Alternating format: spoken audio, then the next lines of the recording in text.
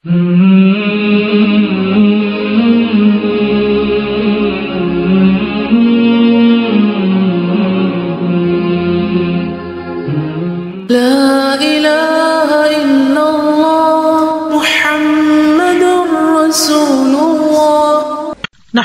ونصلي على رسوله الكريم اما بعد فاعوذ بالله من الشيطان الرجيم بسم الله الرحمن الرحيم رب اشرح لي صدري ويسر لي امري واحلل عقدة من لساني يفقهوا قولي اذا سألك عبادي عني فاني قريب اجيب دعوة الداعي اذا دعان فَلْيَسْتَجِيبُوا لِي وَلْيُؤْمِنُوا بِي لَعَلَّهُمْ يَرْشُدُونَ۔ اور جب میرے بندے آپ سے میرے بارے میں سوال کریں تو کہہ دیجئے بے شک میں قریب ہوں، میں پکارنے والے کی پکار کا جواب دیتا ہوں۔ جب وہ مجھے پکارے تو ان کو چاہیے کہ وہ بھی میرا حکم مانیں اور مجھ پر ایمان رکھیں تاکہ وہ ہدایت پا جائیں۔ نمازوں کے علاوہ، خاص مواقع کے علاوہ دن میں جب بھی آپ چاہیں درود شریف پڑھ سکتے ہیں، لیکن عام دنوں کے علاوہ جمعے کے دن خصوصی طور پر درود شریف پڑھنے کی تاکید ہے، کیونکہ آپ نے اس کا خود حکم دیا۔ آپ صلی اللہ علیہ وسلم نے فرمایا، جمعہ کے روز کثرت سے مجھ پر درود پڑھا کرو، جو آدمی جمعہ کے روز مجھ پر درود بھیجتا ہے وہ میرے سامنے پیش کیا جاتا ہے۔ اسی طرح دعا سے پہلے، دعا کے بعد، پھر جہاں کہیں آپ کا نام لیا جا رہا ہو یا لکھا جا رہا ہو یا کسی بھی طرح آپ کا ذکر آئے وہاں آپ کے لیے درود پڑھنا۔ اسی طرح مسجد میں داخل ہوتے وقت درود شریف پڑھنا، مسجد سے نکلتے وقت درود شریف پڑھنا، پھر نماز سے فارغ ہونے کے بعد درود شریف پڑھنا، یعنی ایک تو نماز کے اندر ہے لیکن نماز سے فراغت کے بعد، پھر اسی طرح ہر مجلس میں آپ پر درود پڑھنا ضروری ہے، پھر اسی طرح صبح و شام کے اوقات میں، یعنی یہ تمام مواقع ایسے مواقع ہیں جس میں آپ درود شریف پڑھ سکتے ہیں، اور موقع کوئی ہو یا نہ ہو، دن یا رات کی گھڑیوں میں سے جس گھڑی میں آپ چاہیں، جب چاہیں، چلتے پھرتے کام کاج کرتے، آپ اللہ کے رسول صلی اللہ علیہ وسلم کو یاد کر سکتے ہیں، آپ کے لیے درود اور سلام پڑھ سکتے ہیں۔ نبی صلی اللہ علیہ وسلم پر درود شریف پڑھنے کے کئی صیغے ہمارے ہاں مشہور ہیں، اس میں کچھ تو وہ ہیں جو آپ صلی اللہ علیہ وسلم سے ثابت ہیں، اور کچھ ایسے ہیں کہ جو لوگوں نے بعد میں خود بنا لیے ہیں۔ تو وہ ایسے تمام ورژن یا ایسی تمام عبارتیں جو لوگوں نے خود اس معنی کی بنائی ہیں، خواہ وہ عربی میں ہیں یا اردو میں ہیں، تو ان کو پڑھنے کی حد تک تو پڑھا جا سکتا ہے۔ یعنی اگر نثر میں کوئی ایسی عبارت موجود ہے جس میں آپ صلی اللہ علیہ وسلم کے لیے دعا کی گئی ہے یا آپ کی مدح کی گئی ہے یا آپ پر سلام بھیجا گیا ہے، خواہ وہ نثر میں ہو یا شعر میں، تو اس میں حرج تو کوئی نہیں، لیکن وہ چیز جو خود آپ صلی اللہ علیہ وسلم نے ہمیں سکھائی اور جو آپ کی طرف سے ہمیں ملی، اس کا مقام باقی ہر انسان کے کلام پر کہیں بلند ہے، کہیں زیادہ فائدہ مند ہے۔ تو وہ درود شریف جو مسنون ہے، وہ صیغہ جو آپ سے ثابت ہے، اس کا پڑھنا افضل ہے، وہی اصل درود ہے۔ اور باقی تو انسانوں کے خیالات یا جذبات کا اظہار ہے، خواہ وہ شعر میں ہو، خواہ وہ نثر میں ہو، خواہ وہ اردو میں ہو، خواہ پنجابی میں ہو یا کسی اور زبان میں ہو، وہ تو پھر انسانوں کے کلام ہے نا۔ تو جس طرح اللہ سبحانہ و تعالیٰ کے کلام کو باقی تمام انسانوں کے کلام پر فضیلت ہے، اسی طرح نبی صلی اللہ علیہ وسلم کے کلام کو بھی باقی انسانوں کے کلام پر فضیلت ہے۔ ایک عام شاعر کتنی بھی خوبصورت بات کرے لیکن اللہ کے رسول صلی اللہ علیہ وسلم سے آگے تو اس کی بات نہیں ہو سکتی۔ ایک عام انسان کتنے بھی خوبصورت انداز میں آپ صلی اللہ علیہ وسلم کا ذکر خیر کرے لیکن وہ اس کے برابر تو نہیں ہو سکتا جو نبی صلی اللہ علیہ وسلم نے خود ہمیں دیا۔ تو بہترین صیغہ وہی ہے جو ہم نماز میں پڑھتے ہیں، جسے درود ابراہیمی کہا جاتا ہے، اور اس کا پڑھنا باعث اجر و ثواب ہے اور اس میں کوئی شک ہی نہیں۔ اسی طرح یہ چونکہ تھوڑا طویل ہے تو اس کو مختصر انداز میں بھی آپ پڑھ سکتے ہیں، مثلا صرف اگر آپ صلی اللہ علیہ وسلم کہہ رہے ہیں تو یہ بھی درست ہے، یہ بھی درود شریف مکمل ہے ایک طرح سے اگرچہ مختصر ہے۔ اسی طرح اللہم صلی وسلم علی نبینا محمد، یہ بھی آپ پڑھ سکتے ہیں۔ صلی اللہ علی النبی الکریم کہہ سکتے ہیں تو مختصر ہو یا درود ابراہیمی کچھ طویل شکل میں ہو، اصل چیز تو ذکر میں مشغول ہونا ہے. تعداد میٹر نہیں کرتی جتنا وہ احساس اور جذبہ اور عقیدت جو کہ درود شریف پڑھتے ہوئے آپ صلی اللہ علیہ وسلم کے لیے ہماری ہو سکتی ہے. تو ہمارے لیے دن میں بے شمار مواقع ایسے ہوتے ہیں کہ جس میں ہم درود شریف پڑھ سکتے ہیں. سب سے پہلا موقع تو خود نماز کا موقع ہے. اس وقت تک نماز مکمل نہیں ہوتی جب تک ہم اس میں درود شریف نہیں پڑھتے. پھر اسی طرح عام نمازوں کے علاوہ نماز جنازہ میں بھی درود شریف پڑھا جاتا ہے. پھر اذان کے بعد درود شریف پڑھا جاتا ہے. آپ صلی اللہ علیہ وسلم نے فرمایا جب مؤذن کی آواز سنو یعنی اذان سنو تو وہی کہو جو مؤذن کہتا ہے، یعنی اذان کا جواب دو، پھر مجھ پر درود پڑھو. یعنی اذان کا جواب دینے کے بعد جب اذان ختم ہو جائے تو کیا کرنا چاہیے؟ نبی صلی اللہ علیہ وسلم پر درود بھیجنا چاہیے، کیونکہ مجھ پر درود پڑھنے والے پر اللہ تعالیٰ 10 رحمتیں نازل فرماتا ہے.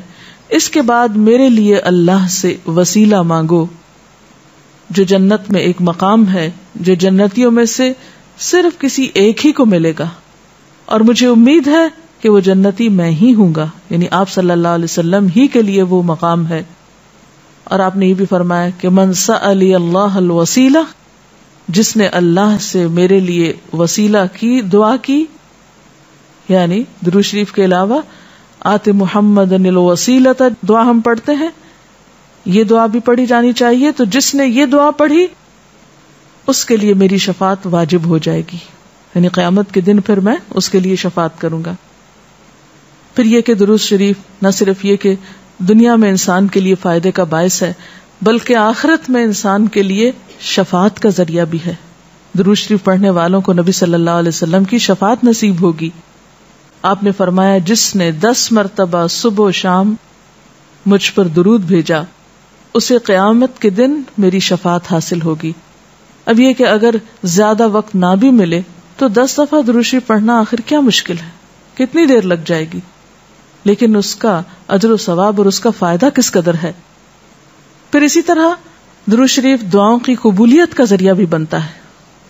یعنی اگر دعا کرنے سے پہلے درود شریف پڑھا جائے اللہ تعالیٰ کی حمد و ثنا کے بعد تو اس سے دعا کی قبولیت میں اضافہ ہوتا ہے.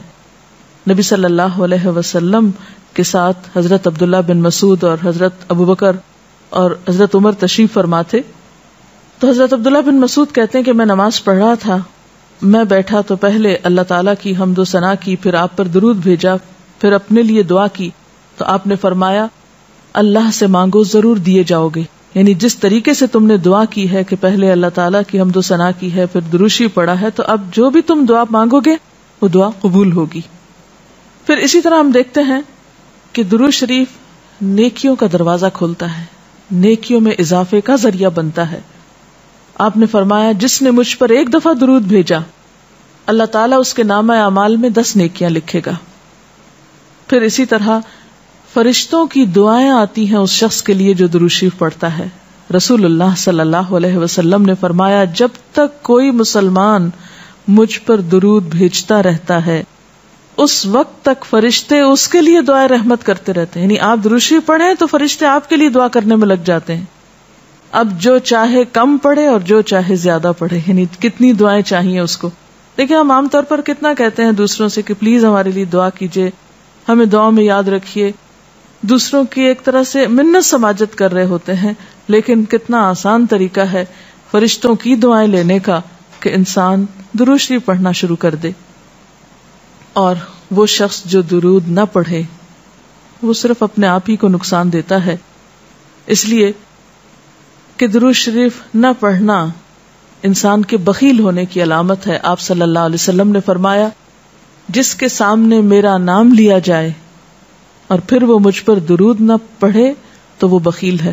اس سے یہ بات بھی پتہ چلتی ہے کہ اگر ہم خود درود شریف نہیں بھی پڑھ رہے لیکن اگر کوئی اور آپ کا ذکر خیر کر رہا ہے یا کوئی اور درود شریف پڑھ رہا ہے اور اگر وہ بلند آواز میں پڑھ رہا ہے تو ہمیں بھی آپ کا نام سنتے ہی دل میں درود شریف پڑھنا ہوگا. یہ بھی آپ کے ادب میں سے ایک ہے. اور قیامت کے دن اس شخص کے لیے جو درود نہ پڑھے، درود کا نہ پڑھنا حسرتوں کا باعث ہوگا. حضرت ابو ہریرہ رضی اللہ تعالی عنہ کہتے ہیں کہ رسول اللہ صلی اللہ علیہ وسلم نے فرمایا، جس مجلس میں لوگ اللہ کا ذکر نہ کریں، یعنی اکٹھے ہوئے ہیں، دنیا بھر کی باتیں کی لیکن اللہ سبحانہ وتعالی کی کوئی بات نہیں کی، اور نبی صلی اللہ علیہ وسلم پر درود نہ بھیجیں، یعنی نہ تو اللہ کا ذکر کیا اور نہ ہی آپ پر درود بھیجا، وہ مجلس قیامت کے دن انسان کے لیے حسرت کا باعث ہوگی. انسان اس پر پچھتائے گا، خواہ وہ اپنے نیک اعمال کے بدلے میں جنت میں چلا ہی جائے. یعنی ایک شخص جنت میں بھی پہنچ گیا لیکن اس کو ایسی مجلسوں پر حسرت ضرور ہوگی جس میں اس نے اللہ کا ذکر اور رسول اللہ صلی اللہ علیہ وسلم پر درود نہ بھیجا ہوگا. اور اگر دیکھا جائے تو انسان کے اعمال میں ایسی کوتاہی اور غفلت بسا اوقات جنت سے محرومی کا سبب بھی بن جاتی ہے. آپ صلی اللہ علیہ وسلم نے فرمایا، جو مجھ پر درود پڑھنا بھول گیا اس نے جنت کا رستہ کھو دیا. یعنی جس نے اتنی غفلت برتی کہ کبھی آپ کا ذکر ہی نہیں کیا اور کبھی آپ کے لیے دعا ہی نہیں کی اور کبھی آپ کے لیے درود ہی نہیں پڑھا، تو اس نے اپنے لیے کیا کمایا. ان اللہ وملائکتہ یصلون علی النبی یا ایھا الذین آمنوا صلوا علیہ وسلموا تسلیما، کہ اللہ اور اس کے فرشتے نبی صلی اللہ علیہ وسلم پر درود بھیجتے ہیں. اے لوگو جو ایمان لائے ہو، تم بھی ان پر درود و سلام بھیجو. تو رسول اللہ صلی اللہ علیہ وسلم کے ذکر کا، آپ کی یاد کا بہترین طریقہ آپ پر درود بھیجنا ہے، آپ کے لیے دعائے رحمت کرنا ہے. وہ عظیم ہستی جس پر اللہ رب العزت کی رحمت برستی ہے، جس کا ذکر اللہ سبحانہ و تعالی فرشتوں میں کرتے ہیں، جن پر فرشتے دعائے رحمت بھیجتے ہیں، آخر ان کا ذکر اور ان پر درود و سلام میں اور آپ کیوں نہ بھیجیں گے. آپ صلی اللہ علیہ وسلم پر درود بھیجنا خود ہمارے اپنے لیے باعث سعادت ہے، باعث رحمت ہے. آپ صلی اللہ علیہ وسلم اس کے محتاج نہیں. مشرق ہو یا مغرب، شمال ہو یا جنوب، دنیا کے گوشے گوشے میں آپ کا ذکر خیر ہو رہا ہے. دن رات، آذانوں میں، نمازوں میں، جہاں جہاں آپ کا نام لیا جائے. لیکن اگر ہم درود شریف پڑھتے ہیں تو اس کا فائدہ خود ہم ہی کو پہنچتا ہے، ہمارے اپنے لیے باعث رحمت ہے. تمام غموں، دکھوں، تکلیفوں، مصیبتوں اور پریشانیوں سے نکلنے کا راستہ ہے، درجات کی بلندی کا ذریعہ ہے. رسول اللہ صلی اللہ علیہ وسلم نے فرمایا، جس نے مجھ پر ایک بار درود بھیجا اللہ تعالیٰ اس پر 10 مرتبہ رحمتیں نازل فرمائے گا. ایک بار درود پڑھنے کا اجر و ثواب، اس کے 10 گناہ معاف فرمائے گا. یعنی صرف 10 رحمتیں نہیں، 10 گناہوں کی بخشش بھی ہوگی اور 10 درجے بلند فرمائے گا، یعنی درجات کی بلندی بھی. اسی طرح درود شریف آپ صلی اللہ علیہ وسلم سے قربت کا ذریعہ بھی ہے. حدیث پاک میں آتا ہے، قال رسول اللہ صلی اللہ علیہ وسلم اول الناس بی یوم القیامت اکثرهم علی صلاۃ. قیامت کے روز مجھ سے سب سے زیادہ قریب لوگ وہ لوگ ہوں گے جو دنیا میں سب سے زیادہ مجھ پر درود بھیجنے والے تھے. یعنی قیامت کے دن آپ کا قرب بھی درود شریف کی وجہ سے نصیب ہوگا. پھر اسی طرح اگر انسان کوئی اور دعا نہ بھی کر سکے، غم، دکھ اور تکلیف کی حالت میں صرف درود شریف بھی پڑھتا رہے تو اسے ساری دعاؤں سے کفایت کر جائے گا. ایک حدیث میں آتا ہے، حضرت ابی ابن کعب رضی اللہ تعالی عنہ کہتے ہیں کہ میں نے آپ صلی اللہ علیہ وسلم سے عرض کیا، اے اللہ کے رسول صلی اللہ علیہ وسلم، میں آپ پر کثرت سے درود بھیجتا ہوں، یعنی بہت زیادہ آپ پر درود بھیجتا ہوں. اپنی دعا میں سے کتنا وقت میں درود کے لیے وقف کروں، یعنی جتنی میں دعائیں مانگتا ہوں ان میں سے کتنے وقت کے لیے درود پڑھا کروں، یعنی آپ پر دعائے رحمت بھیجوں. یا آپ کے لیے دعائے رحمت کروں. درود کا مطلب یہی ہوتا ہے. تو آپ صلی اللہ علیہ وسلم نے فرمایا جتنا تو چاہے. کہتے ہیں کہ میں نے عرض کیا کیا 1/4 وقت صحیح ہے؟ 1/4. آپ نے فرمایا جتنا تو چاہے، لیکن اگر اس سے زیادہ کر لے تو تیرے ہی لیے بہتر ہے. میں نے عرض کیا آدھا وقت مقرر کر لوں؟ آپ نے فرمایا جتنا تو چاہے، لیکن اگر اس سے زیادہ کر دے تو یہ تیرے ہی لیے بہتر ہے. میں نے عرض کیا 2/3 مقرر کر لوں؟ آپ نے فرمایا جتنا تو چاہے، لیکن اگر زیادہ کرے تو تیرے ہی لیے بہتر ہے، یعنی تجھی کو اس کا فائدہ ہوگا. میں نے عرض کیا میں اپنی ساری دعا کا وقت درود کے لیے وقف کرتا ہوں، یعنی جتنی دیر میں اور دعائیں مانگتا ہوں وہ سارا وقت صرف آپ کے اوپر درود بھیجنے کے لیے وقف کر دیتا ہوں. اس پر آپ صلی اللہ علیہ وسلم نے فرمایا پھر تو یہ تیرے سارے دکھوں اور غموں کے لیے کافی ہوگا اور تیرے گناہوں کی بخشش کا باعث ہوگا. گویا اگر کوئی شخص دعا نہ بھی مانگ سکے، مثلا بعض اوقات انسان کی ڈپریشن، غم، دکھ، تکلیف اور پریشانی کی وجہ سے ایسی حالت ہو جاتی ہے کہ انسان اپنے آپ کو بھی بھول جاتا ہے، اسے کوئی راستہ نظر نہیں آتا، اسے سمجھ ہی نہیں آتا کہ وہ مانگے بھی تو کیا مانگے. بعض مسائل زندگی میں ایسے ہوتے ہیں، بعض پریشانیاں اس طرح انسان پہ آ پڑتی ہیں کہ انسان ہوش و حواس کھونے لگتا ہے. ایسے میں اسے کہاں یاد رہے گا کہ وہ کیا مانگے اور کیا نہ مانگے. تو ایسی صورت میں درود شریف اس کے لیے سارے غموں، دکھوں اور تکلیفوں سے نجات کا ذریعہ بن جائے گا.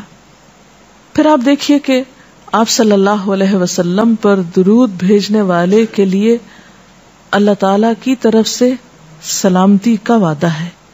حضرت عبد الرحمن بن عوف رضی اللہ تعالیٰ عنہ فرماتے ہیں کہ رسول اللہ صلی اللہ علیہ وسلم ایک روز گھر سے نکلے اور کھجوروں کے ایک باغ میں داخل ہوئے. صحابہ کرام ساتھ تھے اور وہاں آپ نے بہت طویل سجدہ کیا، دیر تک سجدے میں پڑے رہے، حتیٰ کہ مجھے اندیشہ ہوا کہ کہیں اللہ تعالیٰ نے آپ کی روح تو نہیں قبض کر لی. یعنی اتنی دیر ہو گئی ہے سجدے میں، اتنا لمبا سجدہ ہے اور آپ اٹھ ہی نہیں رہے، خیریت تو ہے؟ یعنی ان کو فکر لاحق ہوئی. تو حضرت عبد الرحمن بن عوف کہتے ہیں کہ میں رسول اللہ صلی اللہ علیہ وسلم کی طرف دیکھ ہی رہا تھا کہ آپ نے سر اٹھایا. یعنی جب میری فکر سے یہ حالت تھی تو آپ نے سر اٹھا دیا اور فرمایا کیا بات ہے، کیوں پریشان ہو؟ میں نے اپنی فکر کا ذکر کیا، بات بتائی تو آپ نے فرمایا کہ جبریل علیہ السلام نے مجھ سے کہا ہے کہ اے محمد صلی اللہ علیہ وسلم کیا میں آپ کو ایک بشارت دوں، ایک خوشخبری نہ دوں؟ اللہ کریم فرماتا ہے جو شخص آپ پر درود بھیجے گا میں بھی اس پر رحمت نازل کروں گا، اور جو آپ پر سلام بھیجے گا میں بھی اس پر سلام بھیجوں گا. گویا جو شخص رسول اللہ صلی اللہ علیہ وسلم پر سلام بھیجتا ہے جواب میں اس کے لیے اللہ کا سلام آتا ہے. اس سے بڑھ کر انسان کے لیے سعادت اور خوش قسمتی کی اور کیا بات ہو سکتی ہے. اللہ تعالی ہمیں ان لوگوں میں شامل کرے جو کثرت سے آپ پر درود بھیجتے ہیں. وآخر دعوانا ان الحمد للہ رب العالمین. سبحانک اللہم وبحمدک اشہد ان لا الہ الا انت استغفرک واتوب الیک. السلام علیکم ورحمۃ اللہ وبرکاتہ.